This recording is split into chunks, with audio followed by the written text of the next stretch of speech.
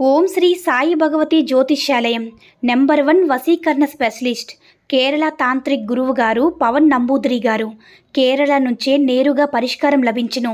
స్త్రీ పురుష వశీకరణం, ప్రేమించి మోసపోవడం, భార్యాభర్తల సమస్యలు, ఎటువంటి సమస్యలైనా సరే 24 గంటల్లో పరిష్కారం లభించును.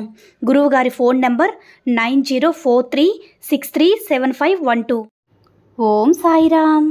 సమర్థ సద్గురు సాయినాథ్ మహారాజ్ కీ జై. సాయిబాబా భక్తులందరూ కూడా నమస్కారం అండి. సాయినాథుని ఆశీస్సులతో అందరూ కూడా సుఖంగా, సంతోషంగా, అష్టైశ్వర్య, ఆరోగ్య అభివృద్ధితో ఉండాలని మనస్ఫూర్తిగా కోరుకుంటూ ఈరోజు ఈ వీడియోని మొదలు పెడుతున్నాను. ఈరోజు వీడియో ఏంటంటే, నీకు అందించే వరాన్ని ఈ చీటిలో రాసిపెట్టి ఉంచను బిడ్డ. అదృష్టం చేసుకున్న వారు మాత్రమే ఈ వీడియో కంటపడుతుంది, వెంటనే విను అని మన బాబాగారు అయితే ఈరోజు మనకి చాలా అద్భుతమైనటువంటి సందేశంతో అయితే మన ముందుకు వచ్చారండి. మరి మన బాబాగారు ఈరోజు మరి ఏమంటున్నారంటే, తల్లి నువ్వు ఈ చీటీని అంటే నీకు ఇచ్చేటటువంటి వరాన్ని ఈ చీటీలో రాసిపెట్టి ఉంచాను కదా బిడ్డ. ఎందుకంటే నువ్వు చాలా అమాయకురాలవి. నీ మనసు ఎంత మంచిదో నాకు తెలుసు బిడ్డ. నువ్వు ఎవరినైతే ఎక్కువగా నమ్ముతున్నావో వాళ్ళే తెలియకుండా నిన్ను మోసం చేస్తున్నారు. నీ హృదయం బాధతో నిండిపోయింది. నీ కన్నీళ్ళు రాత్రి నిశ్శబ్దంగా నా దగ్గరికి చేరుతున్నాయి.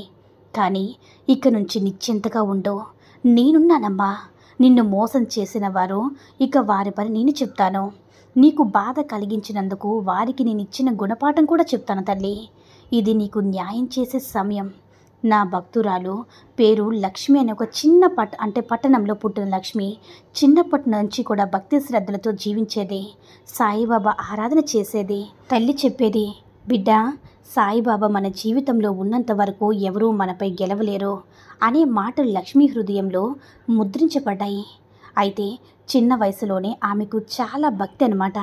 పెరిగి పెద్దదయ్యి ఏదైనా సరే ప్రైవేట్ కంపెనీలో పని ప్రారంభించింది. సాధారణ జీవితం, చిన్న కుటుంబం, కానీ హృదయంలో మాత్రం బుద్ధి, ప్రేమ, నమ్మకం ఇవన్నీ ఉన్నాయి.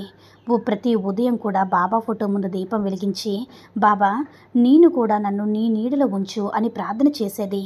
ప్రేమ రూపంలో వచ్చిన మోసం ఆమె జీవితంలో ఒకరోజు రాజు అనే వ్యక్తి ప్రవేశించాడు.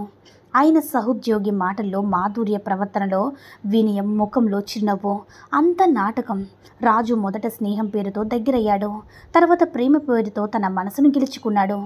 బాబా సాక్షిగా నీతో బంధం కట్టుకుంటానని చెప్పి ఆమె విశ్వాసాన్ని వాడుకున్నాడు. లక్ష్మి పవిత్రమైన మనసు అతనిపై నమ్మకం పెట్టుకుంది. ఆమె భావించింది, బాబా పేరు మీద ఇచ్చిన మాట ఎప్పుడు కూడా తప్పు కాదని. ఆమె జీవితంలో పెద్దగా మోసపోయింది. అయితే రాజు ఆమె జీవితంలో ఆస్తి గురించి తెలుసుకున్నాడు. తర్వాత బాబా మందిరం కోసం డబ్బు అవసరం ఉందని చెప్పి డబ్బు అడిగాడు. ఆమె అడగకుండానే ఇచ్చింది. తర్వాత మరికొన్నిసార్లు దానం చేయాలని, వారికి సహాయం చేయాలని ఎంతో కొంత తీసుకున్నాడు.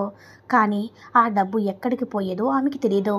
ప్రతిసారి బాబా ముందు చెప్పేది, బాబా నీ పేరుతో ఇచ్చిన ధనం ఇదే కదా అని. కానీ బాబా నిశ్శబ్దంగా చూశారు. ఎందుకంటే ఆయన పరీక్షిస్తున్నాడు లక్ష్మీ భక్తిని, నమ్మకాన్ని, సహనాన్ని. నిజం బయటపడిన క్షణం ఒకరోజు రాజు ఆఫీస్కి రాలేదు. Mobile switch off. ఆమె వెతికిన కనపడలేదు. కొద్ది రోజుల తర్వాత తెలిసింది రాజు మరో అమ్మాయిని పెళ్లి చేసుకున్నాడని. ఆమె కళ్ళు బలహీనపడ్డాయి. ఆమె బాబా ముందు కూర్చుని, మోకాల మీద కూర్చుని బాధపడింది. బాబా నువ్వే కదా సాక్షి, నీ పేరు మీదే కదా నాకున్న ధనమంతా ఇచ్చేశాను. ఆ మనిషి ఇలా మోసం చేశాడు, ఇలా ఎందుకు జరిగిందో చెప్పండి బాబా అని బాధపడుతూ ఉంది. అప్పుడు మెల్లగా గాలి వీచింది. దీపం వెలిగింది. బాబా ఫోటోలు కళ్ళలో మెరుపు కాంతి కనిపించింది. అదే సమయంలో ఆమె మనసులో ఒక స్వరం, నిశ్చింతగా ఉండు బిడ్డ, సత్యం బయటపడుతుంది. భక్తి యొక్క సహనం. ఆ రోజు నుంచి లక్ష్మి ఇంకా మరింత భక్తిగా మారింది. రోజు సాయినాథ జపం చేసేది. ప్రతి గురువారం ఉపవాసం ఉండేది. బాబా ఆలయంలో సేవ చేసేది. అంతా నిశ్శబ్దంగా. అంతరంగంలో తుఫాను. బాబా న్యాయం చేసే నమ్మకం ఆమె నిలబెట్టింది. చుట్టుపక్కల వాళ్ళు అన్నీ చెప్పారు, మర్చిపో, బాబా కూడా నీకు సహాయం చేయడు అని. ఆమె ఆ సమాధానం ఎప్పుడు కూడా బాబా ఎప్పుడు కూడా ఆలస్యం చేస్తాడు కానీ అన్యాయం చేయడు. బాబా చేసే న్యాయం ఏంటంటే 3 నెలలు గడిచి ఒకరోజు ఉదయం ఆఫీస్కి వెళ్లే ముందు ఆమె బాబా హారతి చూసింది. హారతి పాటలో ఒక పంక్తి ఆమె చెవులకి వచ్చింది, సత్యం దాగదు, సదర్భి వెలిఫలం అవ్వలేదు అని. అప్పుడు ఆ మొబైల్లో ఒక మెసేజ్ వచ్చింది, రాజు అరెస్ట్ అయ్యాడు ఫ్రాడ్ కేసులో. ఆమె చేతులు మెరుస్తున్నాయి. తర్వాత తెలిసింది రాజు మరో 3 మహిళలు కూడా ఇలాగే మోసం చేశారని పోలీసులు పట్టుకున్నారు. వార్తాపత్రికల్లో అతని పేరు ఫోటో బాబా ముందు నమస్కారం చేసింది. బాబా నువ్వు ఉన్నావు, దేవుడు న్యాయం చేశారు అని రాత్రి కల్లో లక్ష్మి నిద్రలో ఆమెకి బాబా దర్శనం ఇచ్చాడు. ఆయన చిరునవ్వుతో అన్నాడు, నా బిడ్డ నీ హృదయం పవిత్రం, నువ్వు మోసపోయావు కానీ నీ మనసు చెడిపోలేదు, నువ్వు నీ నమ్మకాన్ని కోల్పోలేదు, అదే నీ గొప్పతనమమ్మా. నా బిడ్డ మోసం చేసిన వారికి నేను మోసం అంటే వారేంటో చూపించాను, వారి తప్పు వారు తెలుసుకొని నీ కన్నీళ్ళు వృధా కాలేదమ్మా. ఇప్పుడు నువ్వు తెలుసుకున్నావు కదా, విలువగానే ఉండు, ఎప్పుడు కూడా ఎవరిని శపించుకో, క్షమించు, మనసే నిజమైన ఆస్తి తల్లి. లక్ష్మి నిద్రలేచి కూర్చుంది. ఆమె హృదయం ప్రశాంతమైనదని చెప్పింది. బాబా మీ న్యాయం ఆలస్యమైన అద్భుతంగా వచ్చింది. కొత్త జీవితంలో వెలుగు తర్వాతే కొన్ని నెలల్లో ఆమె జీవితం కొత్త దారులు తెరుచుకున్నాయి. ఒక మంచి వ్యక్తి ఆమె జీవితంలోకి వచ్చారు. నిజాయితీ గల భక్తి శ్రద్ధతో ఉన్న మనిషిని అతను కూడా సాయిబాబా భక్తుడు. ఆయనతో కలిసి ఆమె ఒక చిన్న పని ప్రారంభించింది. ప్రతి గురువారం అన్నదానం చేసేది. ఆమె తరచూ చెప్పేది, బాబా నా కన్నీళ్ళు కర్మ నీటిగా మార్చారు. ఆ కన్నీళ్ళు ఎప్పుడు అంటే 100 మందికి అన్నం అవుతున్నాయి. ముగింపు సందేశం ఏంటంటే బాబా అంటున్నారు, బిడ్డ మోసం అనేది కేవలం వంచన కాదు, అది నీ పరీక్ష. భక్తి ఎంతో బలమైనదని విశ్వాసం. ఎంతకాలం నువ్వు తెలుసుకోవాలనుకున్నా సరే నీవు పరీక్షల్లో నిలిచావో, నీవు అబద్ధం ముందు వంగలేదు.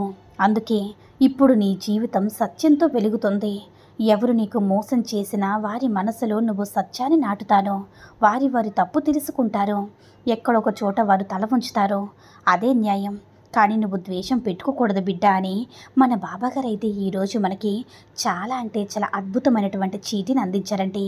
సాయిబాబా మహిమల ద్వారా వచ్చిన ఈ సందేశం మీ అందరూ కూడా నచ్చిందని అనుకుంటున్నాను. వీడియో కనుక నచ్చినట్లయితే లైక్ చేసి షేర్ చేయండి. మరిన్ని వీడియోస్ కోసం మన ఛానల్ని సబ్స్క్రైబ్ చేసుకుని మాకు కొంచెం సపోర్ట్ చేయండి. ధన్యవాదములు.